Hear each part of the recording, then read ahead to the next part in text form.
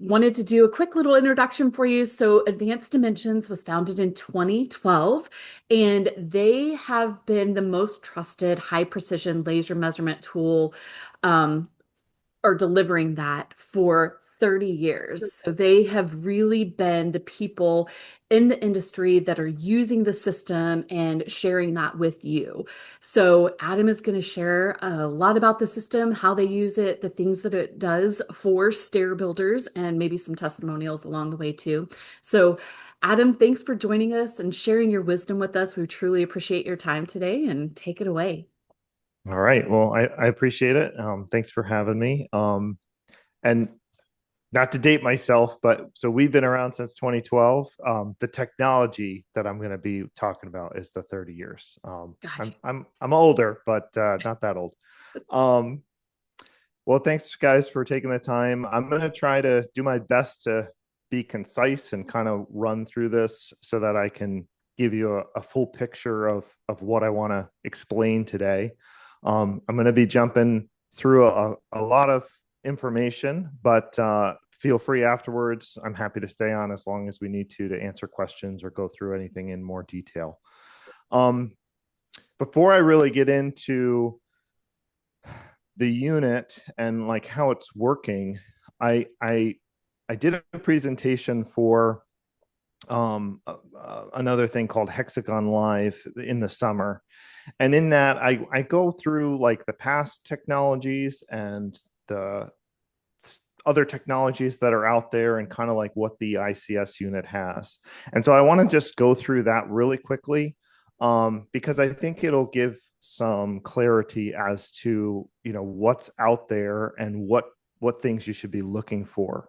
Um, so I'm going to switch to that. And then we'll get into the unit and I'll show you how it works. And then after that, I'll get into the drawings and show you some processing stuff that we've done. One of the things that sets us apart is we don't just, distribute the tool. We actually go out and use the tool. I've done many, many field surveys, lots of staircases, and I'll show you some examples in my presentation and also in the drawings that we're going to be looking at. And I come from a production background, more on the cabinet side of things, but I used to run CNC machines and all that fun stuff. So I understand the translation between CAD and what actually needs to happen for fabrication. So this presentation is gonna, be from my other one. So it's not necessarily for the stair one, but again, it's got some really good pictures. So I just want to touch on, where we've come from, what's in between, and then where we're going. And so I'm sure you're all familiar with the Leica 3D DISTO. It's been around for quite some time. I'm not sure how familiar you are with some of these other units in the middle, and I'll go through those in a second. And then the ICS unit that I'm going to be talking about today is the one that's on the right. Um, so the 3D DISTO, it had a very good run from 2012 to 2024. There's still actually quite a few of them out there that are still in use. And honestly, I've scanned hundreds and hundreds of projects with this, and I've had excellent success. The issues that I've had with it are more related to speed. I want to scan a little bit faster, and that kind of thing. So this is some examples of some things that we've done with the 3D DISTO technology. You can get really good templates, really good room scans, so that you can understand what's happening in 3D. And I'll be quite honest with you, with the ICS unit, we do actually walk away with some similar scan data than what we're seeing here. The way this scan data is laid out is what I like to walk away with my ICS unit. The benefit that I've seen is the speed in which I can capture the data now, where, this particular scan with the 3D DISTO is like a 3.5 day scan. But we were able to walk away with everything that we needed versus the ICS unit. I probably could have been in and out in a day, maybe a day and a quarter, because we had some movement issues with this. This is another helical staircase that we measured with the 3D Disto. It was a 5-day scan with the 3D Disto, 2 3D Distos going. Um, and with the ICS unit, I probably get it done in about 2 days. Lots of so anyways, the 3D Disto is going to generate this data. It's great. Very good. But then there's other technologies, because a lot of people go, okay, 3D Disto has been around since 2012. I want something that I can just push a button and it's going to scan everything for me. And there are technologies that can do this. These are two of which that I have used. The Leica BLK 360, it's a small condense unit. You push the button, you have a tablet that you use in the field, and it does a 360-degree scan with about 250,000 to 300,000 points in a couple of minutes. Get 4 or 5 of those scans, you got 1,000,000 points of data. You're able to bring that back to the office and start processing it. RTC 360, we actually have one of these units, and considerably more of an investment as far as the scanning technology goes, but the data that it outputs is about 1,000,000, or no, sorry, about 2,000,000 points in 2 minutes. Very good on the accuracy side of things. The Leica BLK 360 accuracy is about plus or minus 6 to 10 millimeters. Nothing that we want for fabrication. The RTC 360, however, is plus or minus about 1/8 of an inch. Still not great for what we want for fabrication, but it's a whole lot better than other technologies that are out there. So these exist to have that one button push to scan everything. But the issue that lies with these is, and with the processing of this data. And this is where, I've tested it so many times in hopes that we could get it to work. But, you might scan something in 30 minutes, but it might take you 3 or 4 days to process the scan. And the reason is there's a lot of noise. So like this was a scan of my office and my shop at the messy stage. But you can see it's picked up everything in between. So if I was trying to pinpoint something exactly, it takes a little bit to isolate this data down. This was that staircase that I measured with the 3D Disto. We also scanned it with the BLK. It did capture everything very quickly, but you can see there was a lot of noise and it captured the entire space. So I had to basically clip out what I wanted. And then from there, when you clip out what you want, and this is a good example, and I'm going to touch on this as we go through the CAD later. But this was a staircase we were doing a hand railing for, and it captured the data that I needed in very good detail. And this was with the RTC 360, very good clarity on things. But here's the issue. When I start to zoom in on this data, that was the one button push, it starts to get fuzzy. And what they tell you is it's accurate to 1/8 of an inch, or some people will even say it's accurate to a millimeter, which is true, but it's only true on the range. And there are some points that are not accurate to that millimeter. And so the issue is you take this scan data and now you start to zoom in and you want to process this data for fabrication. And I'm looking at millions of points here, and I don't know which ones are the correct points and which ones are the incorrect points. So there's really no way for me to fabricate from this scan data. And this is what we were working on fabricating. I just needed the sides of the steel and the top of it so that we could give instructions to the gentleman who was building the handrails for this. There was a top and a bottom handrail, like you see here. So I don't know if we need to go. The 3D Disto and also the ICS unit, though they may take longer in the field to capture the data, and now the ICS unit has really upped the game in that. And I'll as we're going through, I think you'll understand this. But I was able to walk away with the exact amount of data that I needed, instead of this mass amount of points that took me a long time to scan. There is a video here that I wanted it to play, and it's not playing. Go back. So this is just a 3D view of what it was. So this was the 3D data that was scanned, and it was just the sides of the steel and the top, so that I could understand what was happening and the curve that was happening and the rise over run. And then we were able to provide the data for the gentleman to bend and cut all the pieces that were here. So this leads us to the future, or the ICS units. And there are an ICS 20 and an ICS 50. For all intents and purposes, for what we do in fabrication, the ICS 50 is the better bet. And we could talk about that at a later date. But this unit has the unit itself. It has targets, remote control, all that stuff, and we can go through questions about that later. But it gives you the ability to capture not only with a laser, but also we've introduced a pen, and this pen is fantastic. So let's go through that.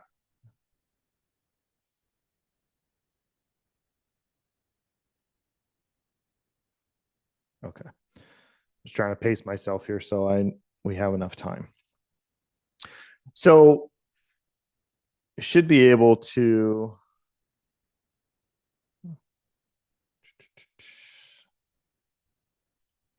sorry. You should be able to see my screen now. I have a unit that's set up in my office. This unit, unlike the 3D DISTO that runs on a Windows tablet, this unit runs on on an Android tablet. Sorry, my stuff is all screwed up and I'm kind of trying to figure out why. And so not that much different. There's a software that runs with the Android tablet that allows me to control the unit, similar to what we were doing with the 3D DISTO and the Windows software. This software is a little bit more intuitive, I found. The goal with this unit is not like with the 3D DISTO. The way it worked was, once you got the idea of how to use the tool and how to use the software, it was pretty straightforward. Get somebody up and running with it, to teach them how to relocate the unit, to teach them how to, scan properly, or just kind of get through the nuances of, the unit itself and kind of the little idiosyncrasies that happen with it. Took a second to do, in all honesty. With this with the too many things to keep track of. With the ICS units, the goal from the beginning was to make something that was simple, that really anybody could use it, from somebody who is doing just general contracting to somebody who's doing cabinetry. I had a plumber who actually picked one up because he wanted to use it to lay out pipes with. So it really, it's trying to be as simple as possible for people to use. So what I have here is we're in my office, and I'm going to just do kind of a walkthrough of the unit and a walkthrough of how things work with the unit, and then we'll get into the processing.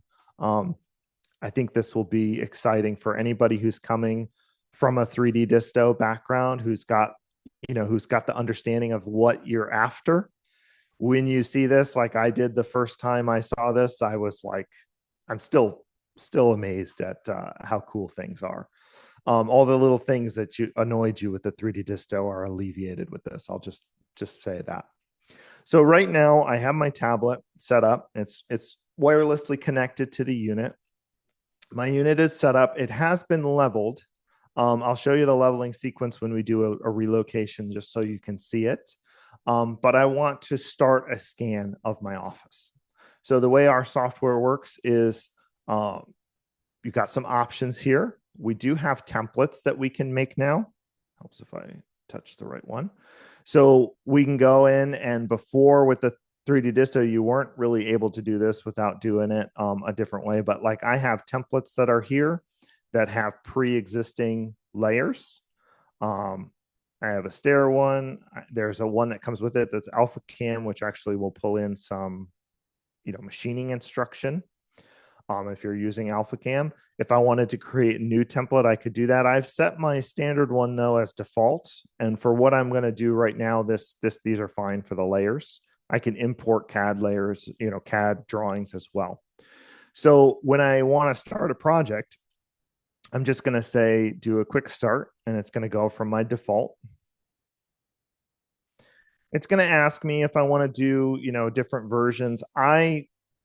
As a standard for me, when I'm going out into the field and I'm measuring, I always use the 3D.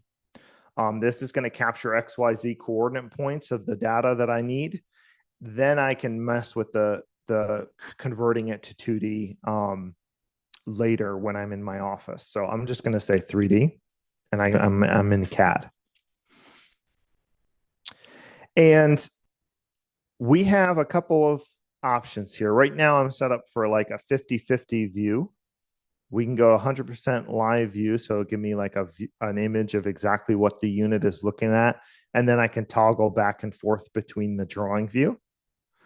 I kind of like, just for the presentation, to have the 50-50 because it's cool to see as we're taking measurements. You can see the drawing actually happen here. Kind of similar to the 3D Disto as far as the setup goes, but a little bit, not much. But we have measurement area over here. We can switch now between points, lines, and polylines. We can have it capture photos like we did before. We can quickly see here the instrument is connected, it's leveled, it's charging. We have a spotlight now if we are in a dimly lit situation. I can see, which targets I want to set it up to be, and if my remote's connected. And so let's just start to do a scan like we would with the 3D Disto. Similar concept with the scan. We're going to pick 2 points on like a flat wall, and that's going to establish my drawing file to be oriented the way I want it to be. And so I have a TV wall back here that I'm going to take 2 points on, and then I'm going to take some points around the room. One of the things that makes this very extremely fast is, and very different than the 3D Disto, is the unit itself. It's not gear driven anymore. So with the 3D, everything was gear driven. So if I wanted to pick a point from, one side of the room to the other, you'd hear the gears kind of turning as it's going around, and you'd be good to go. With the ICS unit, it is a direct magnetic drive. And so the way it works is basically a whole lot faster because it's only magnets that are kind of holding it in place. So it can move, it can do like a 180 spin very quickly. The other thing that's cool with this is when I first set up my unit and it levels, it takes a 360-degree photo of my space. And so this is what it looks like. You can now see my entire space. I can kind of get a view of what I need and what I want to scan. And then from here, if I want to pick a point, I just pick a point and the unit will move there automatically and jump me back to this view. And so at any point during the scan that I want, and if I need to get a better visual, I can just kind of come to this view, this 360-degree view, and I can select the point that I want. So I'm going to start on this side of the TV. And then I'm just going to capture a point. So similar process. So I'm just going to hit capture or measure. I have some audio feedback here that's coming through my remote control, which I had plugged in. And we're going to capture the other side of the TV again, just to kind of set up on XY in my drawing. That's fine. And so this, as you're looking at, it's going to be very similar to what you're used to with like the 3D concept, or even with any other technology that's out there. So what I'm going to do now is I'm going to switch my target from this crosshair view to a laser view. So this should look very familiar to what you're used to seeing with laser scanning technology. And I'm just going to do a perimeter around the room.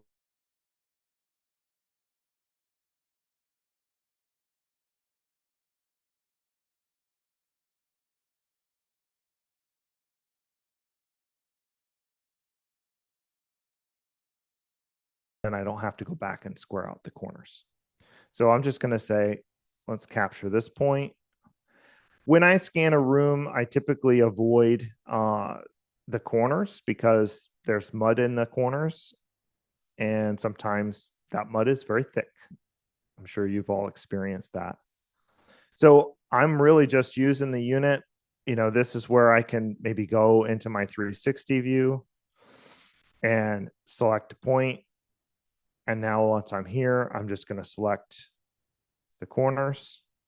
And as we're going through this process, we're seeing the drawing taking place. Sometimes I try to go too fast too, so let's not do that. I'm also usually using my finger, and right now I'm using the mouse. So little bit of a difference between the two. When you're in the field, though, it's all your finger. Or there's a little pen that comes with the tablet. So with the 3D Disto, this usually I'm about halving the time, I would say.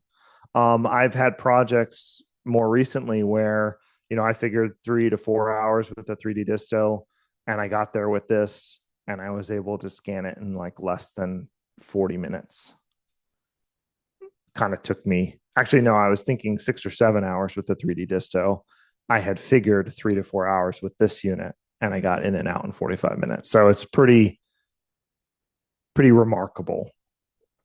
So here, now I'm done with my room perimeter, and I'm just going to hit close, just like 3D Disto kind of did the same thing. And when I come to my drawing, we can see it's actually squared out all the corners, except for these last two. But that's okay, because I still have my drawing parameters, and I can just select these two lines and square that out. And I can select these two lines and square that out. So here's my room perimeter. There we go. I was in 3D mode. And so now I'm going to go to an auto scan. Again, if you have any experience with other scanning units like the 3D Disto, this is all going to be very familiar. So they've tried to make it so that you can migrate over. And I'm just going to switch to a different one. I'm not going to use the plumbing layer for this particular walkthrough. And so I'm just going to select a point over here, and I'm going to say measure, and I can go into my options. I can change my interval. I have it for auto intersect. And when I hit start, now the unit's going to go through and start measuring every 4 inches. At any point, I can pause this. At any point, I can change the interval. This part, actually, in all honesty, as far as like what the 3D Disto used to do and what this unit does, this part is just a tad bit faster. It's not super fast. I was just in Switzerland a couple of weeks ago, and I met with the Swiss team about this unit, and those are things that come up in the conversation, and they're aware of this, and they're looking to improve. And that's one of the things that I also really like about this, is because it's so new. And I'm just going to pause this, and I'm going to hit finish, and you can see it's done this scan. It's rounded the corner. Everything looks good. And it asked me if I want to go right into a new one. I'm going to hit finish for now, just for time's sake. I'm kind of going on the faster side through this, because I want to show you some cool things, in the CAD side that we were going to look at. So this scan mode for basically doing a grid is also very similar to the ones that we had before. This one, let's do 6.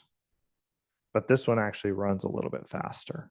And so let's actually come on my side over here. And we'll go up here. And we'll hit this point. And so now I'm just basically measuring a perimeter. And then the unit is going to scan at intervals in between. And it is showing us like a top down view. So it doesn't look like much is happening. But when I hit accept, it's going to show me what it looks like. And if I want to change the interval, like now 6 is too big. Let's change it to 4. How else if I hit accept? And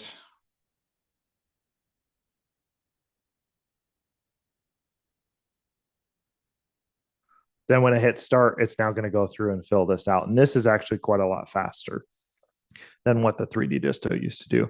And at any point, I can stop this if I don't like what it's doing, if I need more information. And a lot of times I would do a scan like this if, I do maybe some points on the floor, some points on the ceiling, and I would do a grid scan in between to see if my walls are bowing out or twisted or anything like that. So good information to have, and I don't have to sit there and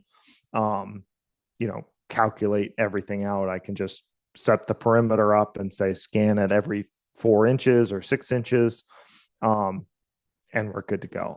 Just for time's sake, I'm going to hit finish and accept. It always asks you if you want to go into something new, which was not something that the old software did. So now that I hit no, now we can start to see my drawing view. We're starting to gather some good information here. But now let's switch to the fun part. Like everything that I've showed you so far, we used to do with the 3D Disto, and it's great that it still does that because they're all very functional features. But now let's get into some of the new things. And so before, when we were scanning, we were always stuck with this laser point. And that laser point was either always on, and we had to kind of like work around it sometimes. If we're in the corner of a room and you're looking at the laser, you're like, well, am I, too far to the right or too far to the left, or where does it need to be? And so there's a little bit of guesswork on that side of things. But now they've introduced a new targeting system, and it's the pen. And it is in my one video down here. And so with the pen, it's wirelessly connected. On the top, there's a sphere. The sphere is going to give us the visual, gives the unit the visual that it needs to articulate and basically figure out where the tip of the pen is. And so when you switch to the pen on the targeting side of things, we just go to target. Got a couple of different options here, but I'm going to say vPen. And right now the unit can't see the vPen. So what it's going to do is it's going to show me this like red square here, and it's going to say that it's not logged. Now let's just, for sake of fun, just switch it to a different layer. But all I need to do is basically bring the pen into view. And now the unit has a lock. And if you can see in my cameras, it's actually tracking the pen. So wherever this pen goes, the unit is following it. And so this makes capturing data so much faster because there's not that like, it gives you the tactile touch that you want when you're going and you're scanning the data. And so how this works is the unit is actually looking at the top, and even if I'm holding the sphere, it's still tracking it. It just needs to see 3 of the large dots that you see there. So as it's rotating, it can understand where it is, and each one of these spheres are serialized. They're unique, and they've been encoded with the unit. So like they're basically matched with the unit. If you get a new one, you just put the serial number in and it downloads the information it needs and it's good to go as far as calibration goes. But now I'm going to just take some points for the electrical behind me, and my audio might go off for a second, but you'll see as I'm going through kind of how this works. And I'm going to use the remote control as my guide of like capturing the points. So I'm going to just capture this electrical box.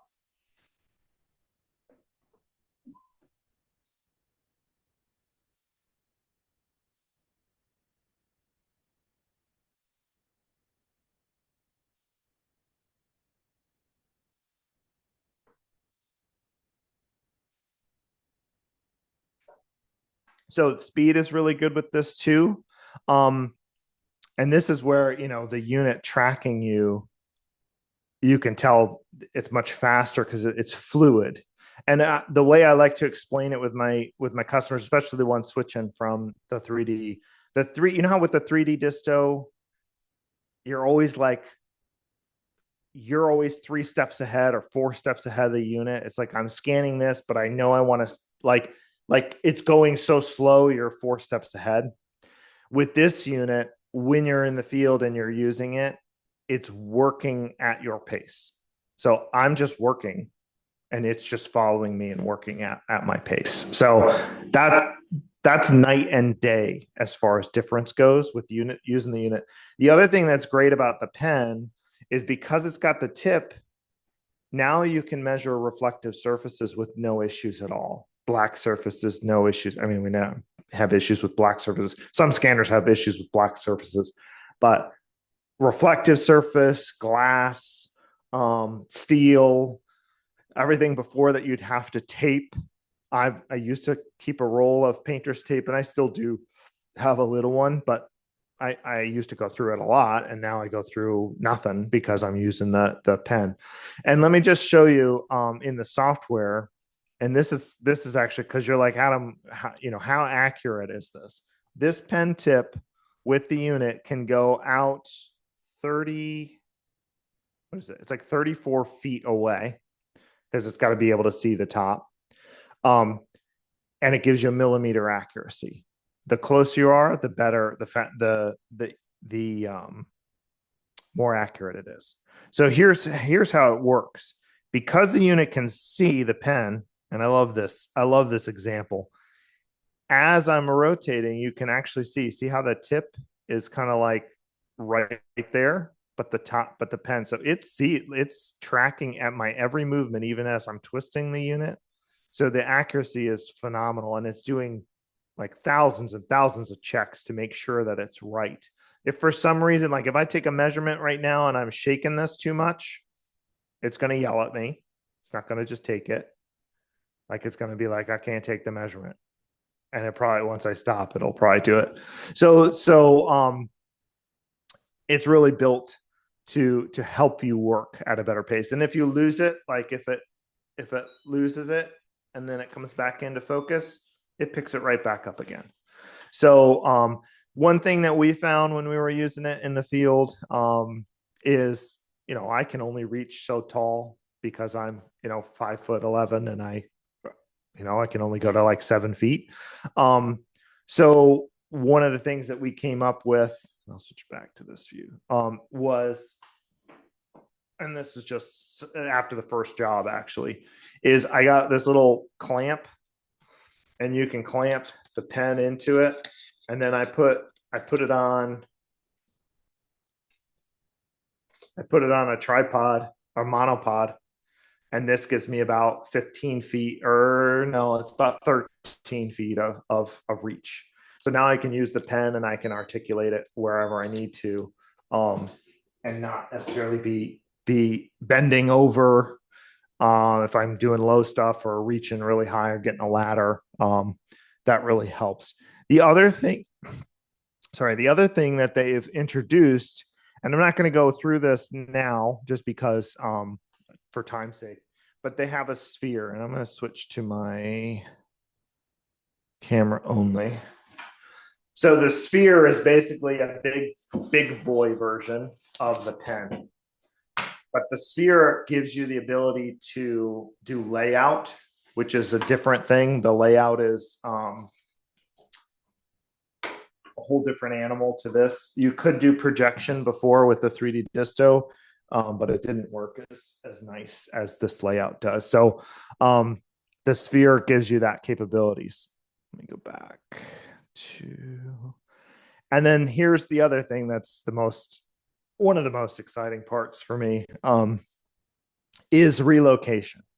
Before, with relocation, it was a tedious process. There's a staircase that I did. I showed you the picture in the beginning, and oh, it's moving. Let's just switch. It was a 7-story helical staircase, and with that particular staircase, we relocated 70. Or sorry, it was a 7-story helical staircase, and that one we relocated 76 times. With this unit, and each relocation on that's about 6 to 10 minutes. With this unit, we have a new thing that's called vTargets. And so with vTargets, to do relocation is extremely straightforward. So I'm going to switch. So I switched over to that, and let's hit cancel for that one. And now basically I'm going to go to my 360 view, and I've set some targets up in my office, and you can see there's one here. There is one over here, and there's one right up here. Now, when you see these targets, so we'll hit this one first. You can look at the difference between the two, and it kind of looks like a little QR code. The QR code is unique to each target. And the other thing that's cool about this is the unit, now that has the tracking capabilities like we had with the pen, now I can just get the target in frame.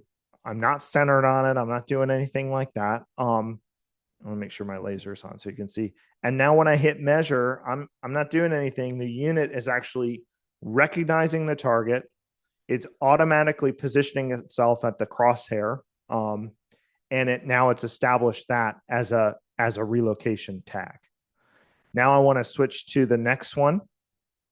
And so I just kind of get it in frame. I'm not centered. I hit measure again, no hands. The unit's doing the calculations on its own.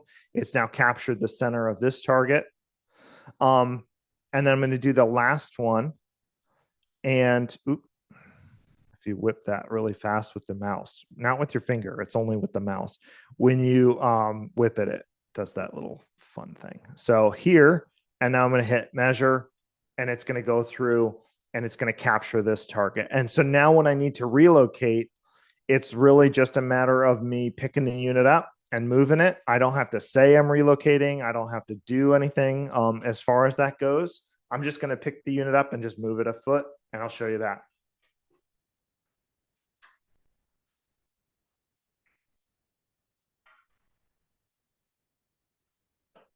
So the unit knows that it moved, and it's going to ask me right now, what do you want to do? So I want to do a new setup with known points. And here's one of my other favorite parts about the unit, the leveling sequence. And so right now it's doing its leveling sequence. It does this cool little dance. And then it's going to pop its head up when it's level. And then it's going to take the panoramic image. So it's going to hop up, and it's going to say, all right, it's leveled. Now it's taking a panoramic. So each location that you have, we have this panoramic image that you can go back to and refer to, and it's capturing that and exporting it when you're exporting the data. So once it's done capturing the panoramic, it's going to say, hey, I'm trying to relocate. Where am I relocating to, basically? And so we have this yellow up here. It's kind of like saying, hey, we got problems. You gotta figure it out with the location. And I'm still in my vTarget mode. So essentially I can just get this vTarget in focus, hit measure again. It's gonna automatically center and capture that one. And now because it knows which one it is, before, when we did this, we would have to basically take a minimum of 3 points. But now when we're doing this, I actually, and I always like to not have it centered just because I like seeing it center itself. Um, you only actually need 2 points. And after the second one, it will say, hey, I measured the points.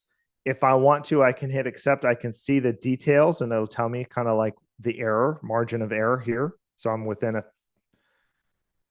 fine. Those are fine margins. So confirm, and I can hit accept. And it's going to calculate the position. My yellow is now gone. And now it's got those in focus. One of the things that I also love about this is I can go to my control points, and I think that's number one. And I can double check that I'm in the right spot and actually turn to a control point. But this also works for my normal points. So like I had a move happen once, like somebody kicked my tripod and I didn't have my relocation tags up. And it wasn't enough to really make it too much of a difference, but I wanted to double check. So I basically picked a point of one that I knew, and I had the unit turn to that point, and it was like a electrical box or something like that, so I could really tell what it was. So at any point we can do that with, and not just our control points like we could before. We could do that with any point. And so with the relocation side of things, it just streamlines that so much easier, and we can still have as many relocations as you want. The pen gives you much more versatility there. And the last thing I'll touch on, and then we'll get into the CAD, is the camera quality. So before, camera quality was not great. I always like doing this. This is a bones of a 3D disto, so I find it a fitting end to show the camera quality and zooming in on the bones of a 3D disto. I don't know if that's morbid or not, but so this has two different cameras in it. One is kind of like the standard camera, and then as we zoom in, it's going to switch to a telephoto version, and this gives me a lot more capability for zooming. And the other thing that I like is, before with the 3D disto, we were always stuck with the laser. And so when the zoom on the 3D disto was not great, but we were always stuck with this laser. So with this one, I can actually switch it to crosshair mode. Turns off the laser, but it gives me this crosshair so I can pinpoint right where I want to be without having that red laser. And so this is still not zoomed in all the way. I can zoom in one more. And so when you're across the room, 30, 40 feet away, I can zoom right in on what I need to scan, and it's fantastic image quality versus the 3D disto, which, was not. So that's basically a run through of everything. And I'm going to go back to my job, and to export it, we just export it to CAD, and basically the same concept. We just pick where we want it to go back, and we say, yep, let's do next. And then we pick our CAD. It's only going to export 2D and 3D DXF files, but you can open that up in CAD just the same. My time is really cut short here. I was not thinking I was that late. Because we're right at the 45 minutes now, aren't we? Right. But yeah, keep Yep. going. If you guys have questions, please don't hesitate to put them in the chat. Noah is here as well and can answer those as we go. But then that way we have this 15 minutes for Adam to go ahead and show us a little bit more of the process. Yeah. Yeah. I'm so sorry, guys. I was excited. I wanted to show you all those things, and I got too excited. That's So great. the CAD side of things, on that side, and again, I'm happy to stay on and talk about this.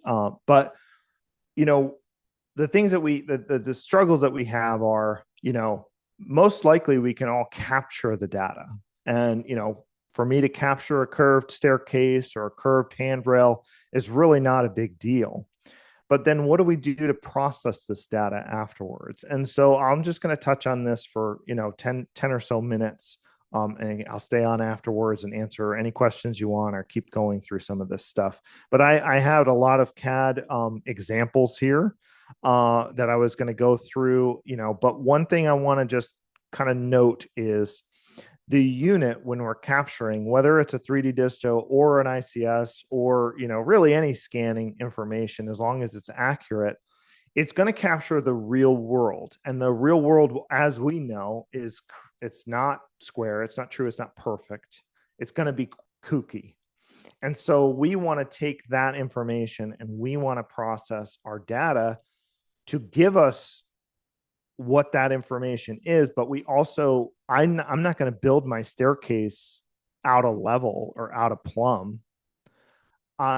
Yes, I might follow the contours of a piece of, steel that I need to put a handrail on. That's a different story. But usually we want to look at this data so that I can understand what's going on. And what I found is, in CAD, color coding is really the way to go. I'm trying to think of the best way to show it to you. And just capturing planes is a good way to go. So like this is that staircase that we were looking at in the beginning. There's a lot of information here, but I broke it down into these planes.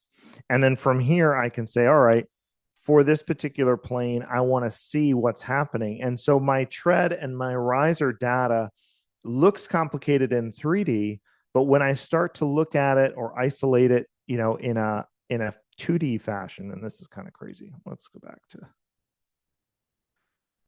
when I look at a top-down view, my riser data that I captured is really showing me my tread information, and vice versa. When I look at it from a elevation view, if I do the right one, my tread data is going to tell me where my riser heights are. But what I wanted to touch on is really this handrail. And so this handrail data, this was the raw data right from the unit. I got a lot of points in here, so let me just turn off the layer.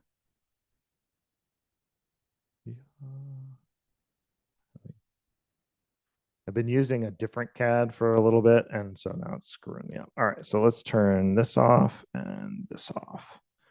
And so this was, let's turn off my photos. This was, if you can remember, that scan that basically was the handrail. And so there was two pieces of steel that I had to capture, and I had to get the sides and I had to get the top of the steel so that I could figure out the groove that was needed to cut in the bottom of the wood. And then the top of the steel was really the rise over run. So this was the raw, data right from the unit. And there's quite a lot of information. We were scanning every couple of inches so that we captured everything. But the issue is with the staircase, the way it was, I couldn't necessarily capture things evenly. So it wasn't like I could capture a point every 10 inches or 2 inches. I just randomly captured whatever I could see. And this is the reality of what we fall into, on a daily basis. And so what I ended up doing was I isolated the data and I created like a polyline out of it. One of these is a polyline. Okay. So, and then basically from that polyline data, we had, there it is. So we have this really good idea of the curve, but from a fabrication standpoint, it was really difficult to say, okay, well, I'm not going to necessarily fabricate every 2 inches. I need to kind of blend this together and smooth this out. And so AutoCAD is a fantastic program. I love it. I've been using it for 20 plus years, and it is really good at everything CAD except for like helical scanning from what I found. And so what I ended up doing with this data is I took it and I exported it to Rhino.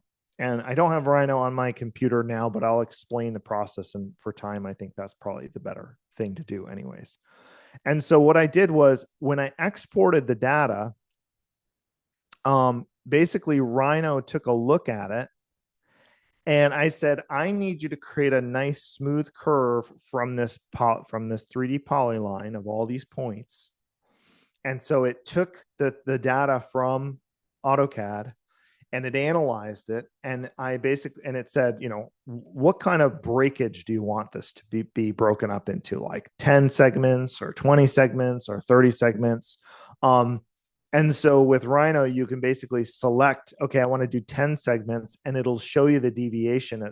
For this, basically, it said, hey, with 10 segments, you're going to have a deviation at the max of I think 3/16 of an inch or something like that. And for what we were working on, that was okay.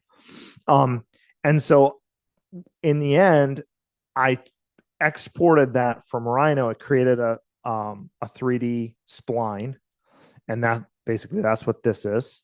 So this is a nice smooth curve of everything that we did. Orbit. Oh, and I actually flattened this for this particular view, but it gave us this nice smooth curve, and then I was able to bring it back to AutoCAD and convert it to a polyline, and then process the data from there. And this is what I ended up generating for the person who did the handrail. So you can see everything is still in 3D. There's a lot of information here. But again, this was something that happened. So this was the smoothed out curve. You can see now all the points of interest are uniform. But the issue lied in the fact that, like, when I call out a 200-inch radius in AutoCAD and it's 200 inches long, say, it's this nice smooth radius and everybody's happy. But when we scan the reality of somebody who's doing this steel fabrication, who's just trying to bend it in place and connect it together with a weld, that ain't the case. And so what we discovered was basically the radius changed pretty drastically as we went around this curve. And so for the gentleman I was working with, what I ended up doing was I segmented it into smaller bites. And then on each one of the small bites, I generated a radius information for him. And then I broke it down, and this is, again, pretty intense as far as data that I'm giving you. This was like 4 days worth of work in 10 minutes, but that's okay. But I gave him basically the lengths of each segment. I gave him the radius of each segment. And then there was a breakdown, and it's not in this drawing, but I gave him the rise over run over each segment too. And he was able to take that data and generate what he needed to bend that handrail and put it in place. So I'll stop there. I think, we can go into more detail as we go through questions. So hopefully this was helpful for you guys.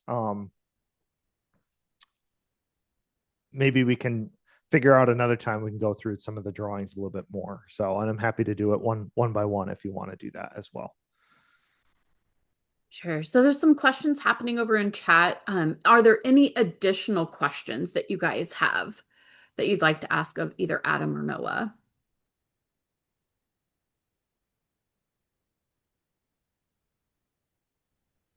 Would it be appropriate to ask the selling price in this environment, or is that not? Right. We cannot discuss that here, but definitely something that you can reach out to Adam for and ask on the side. Thank you. Uh-huh.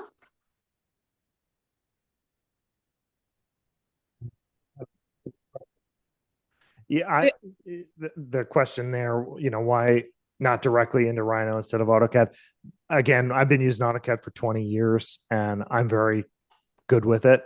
So that's really the only reason why. Rhino is a fantastic program. I'm accustomed to AutoCAD. So I started with AutoCAD and then I pulled it into Rhino just to smooth that curve, and then I dropped it right back into AutoCAD. So good. That's the only reason why. If I was a native Rhino guy, I'd probably just done it all right from there. It exports a DXF file, so you can go anywhere DXF can be opened. That's awesome. Awesome question, Scotty. So with the 3D Disto, the smallest interval you could go is 1/2 inch. With the ICS, I got it to do a 32nd of an inch. So it doesn't, you can put decimals, whatever you want in there. As far as the auto scanning goes, sorry, when you're doing auto scanning. 32nd takes a second longer, right? Because you're taking a lot of points, but you can get some really detailed data. The other thing that's cool about this unit that that was explained to me, and it helps, like, you know how when you see the laser beam, it's like this pretty big beam.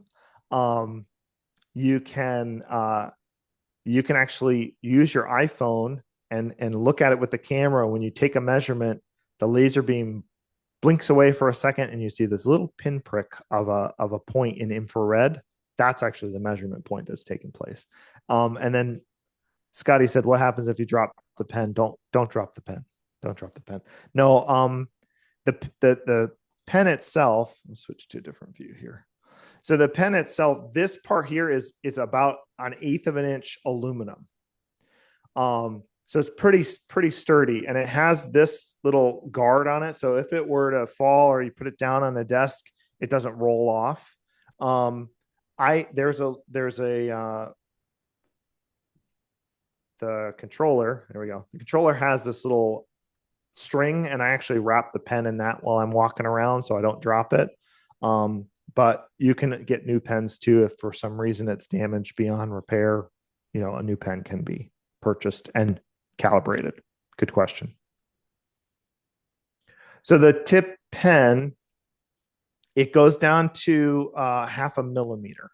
So I don't know if, it's hard to show in the camera view, but so it's 1/2 millimeter. It's very tiny. They do have a millimeter one too. But you can trace small details without a problem. I actually put my fingertip on the side of the pen, and it helps me, like on my sheetrock there, when I go around my outlet, I'm starting to get some pretty good deviations in the sheetrock. So if you're on something that's sensitive, my finger kind of guides it so it doesn't poke too far in. Good question. Is there someone? So no real auto scan with the pen, but when you have the controller and you have the pen, you can go quick, and you're just the pen itself is just aluminum. It's just steel, or it's just aluminum. Sorry, not steel, but there's no electronics in this, so you're just using the remote control and you're just going to town. And there's a you know, that you could drop the tablet someplace else and just scan without the tablet. The remote itself is Bluetooth. So I mean, for what I've done, you know, 60, 70 feet, you know, if you're in an open space. Oh yeah. They are one of the things that's nice. Sorry, I'm seeing there's one of the things that's nice with this unit is it's very new, and the software is constantly getting updated. When I met with Tobias, who's the gentleman who heads up this unit in Switzerland a couple of weeks ago, we were actually going over what's coming out in the update in January, and there's a lot of features that they're looking to add. And one of the things that they want to add with the pen is a tracing capability. So instead of you pressing the button, it would kind of like automatically trace what's happening. The other thing that's cool is in the software they're working on, and I think they've actually already done this. I haven't had a chance to use it yet, but when you're doing an auto scan, so say I'm like scanning something that's curved, it will actually smooth it out automatically within the software. But I haven't vetted that yet to see how good it is. Like with Rhino, what I liked about it is when I was smoothing out the curve of what I scanned, it actually showed me the maximum deviation. And then I could tell, oh, do I like this? Do I not like this? And there was a lot of times that I didn't like it and I had to readjust my numbers. So with this smoothing, I don't know, I'm back and forth on it until I get to test it out. This question is, how far can you place the relocation targets? Relocation. So we were in LaGuardia Airport and we were doing like a waiting room there. We were 70 to probably about 70, 80 feet away with the relocation target, no issues at all. Because of the capability of the zoom on this, and the clarity of the camera, it's fantastic for catching that stuff. The only stipulation with the relocation target, I keep doing that, is I can do it with this hand. There is this border here that you see, this black kind of like border that's around it. I tried to tape this once to the wall and I like covered up that square like this. They did not like that. So that you have to have the full thing in parameter. The other thing that's also nice is they have stickers as well. And there's like 50 unique targets. And so the stickers you stick them right on the wall, and they're actually a little bit hardier, I find. The metal targets are decent, but the stickers work really well. The only issue is you use 50 of these, and to buy more, it's like $200. Oh, sorry, I'm not supposed to say pricing, but the stickers are expensive. So we tried printing our own too, and it didn't like them. So it's yeah, that's the sticker side of things. Flat surface. Oh, we are working too on like the relocation things have like this little magnetic plate, where I bought a 3D printer and I basically want to make ones that I could magnet and like stick to something or nail to a wall if I wanted to and stick to it. So there's cool things that we can do with that we're still diving into. All good questions, guys. I hope this has been helpful for you guys. Test and calibrate. So there's another one. How you just used to toss a lot of.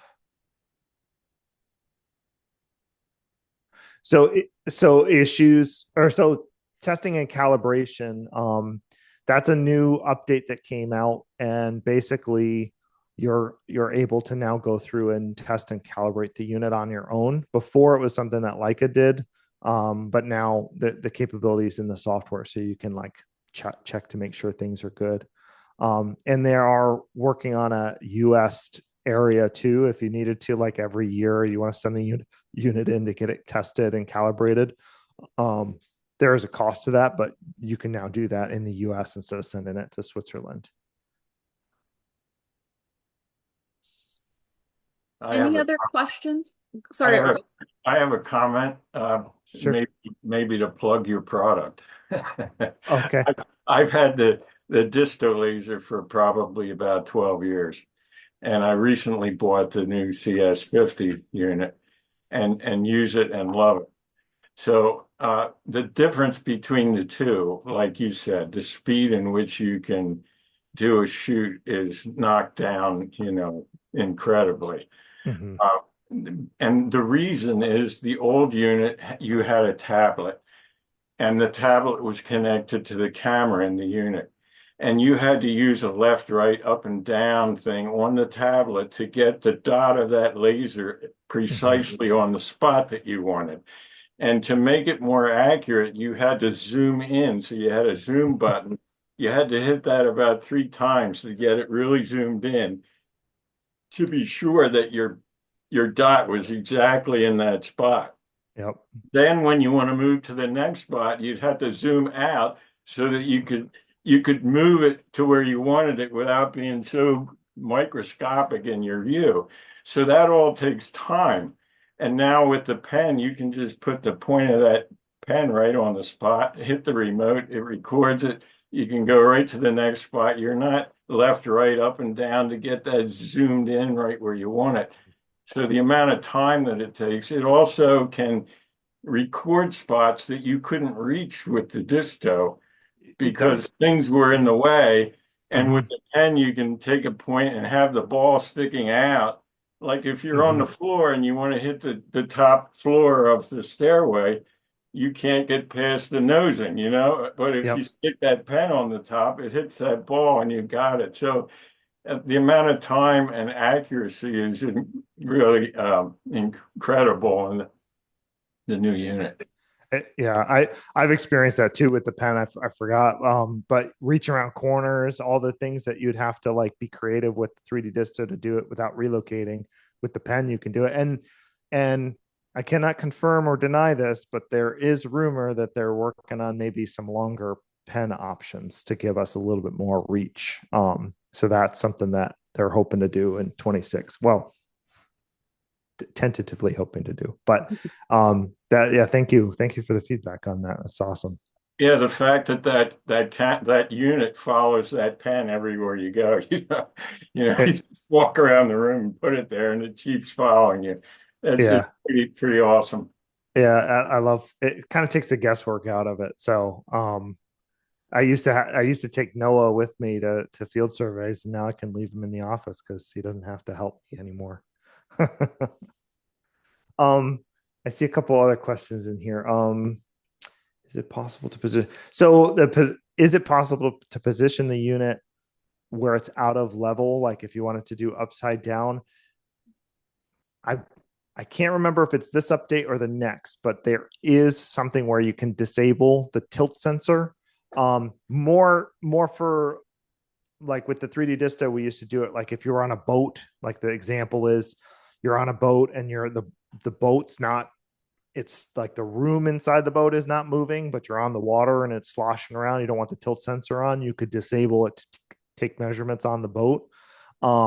That's what they're working on implementing if they haven't done it already with this last update. I can't remember. But so with that, I mean, honestly, you could mount it upside down if you needed to. But I found too, this unit has 360 around and 360 around this way. So before with the 3D Disto, there was a cone, and this one still has a cone that you can't see underneath it just because the unit's below it.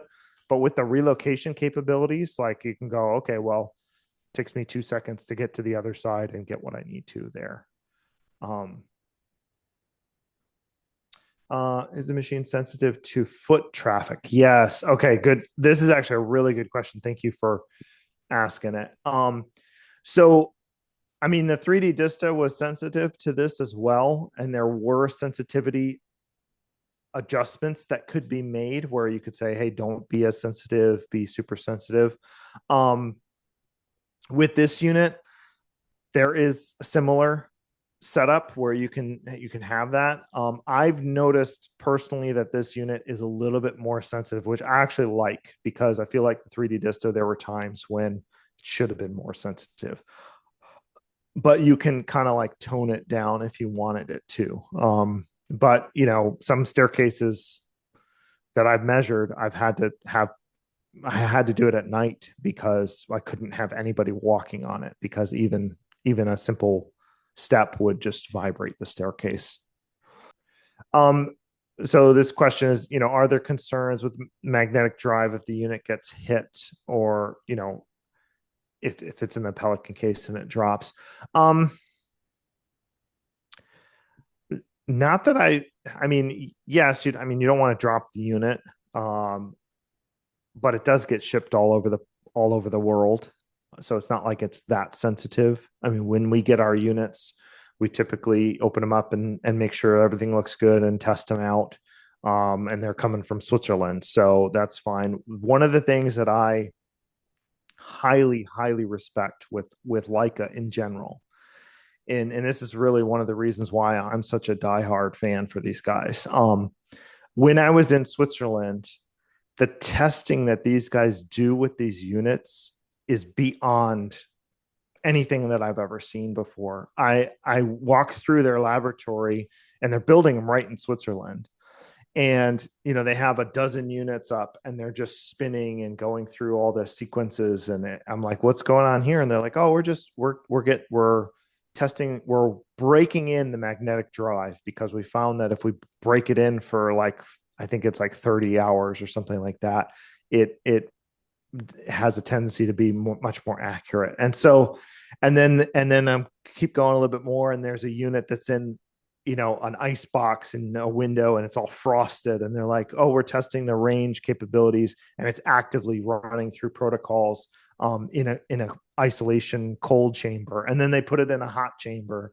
And it's like every department that it goes to, and it's like 4 or 5 in the list, that they basically go, the guy who's given us the tour said, so when it goes to the next department, that department doesn't trust anything that the previous department has done. So that previous department's like, yep, this unit's good to go. You can sell it to the customer. The next department's like, nope, we need to do our own testing. And they go through it all over again. And they do this like 5 times and then they're polishing it up and sending it out.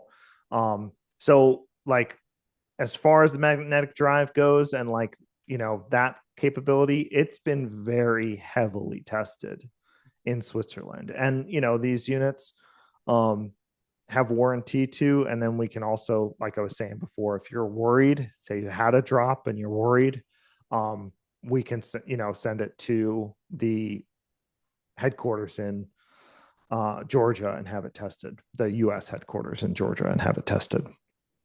Good question. We will share out Adam's contact information so that if you guys want to reach out to him to get more details or to set up a private conversation.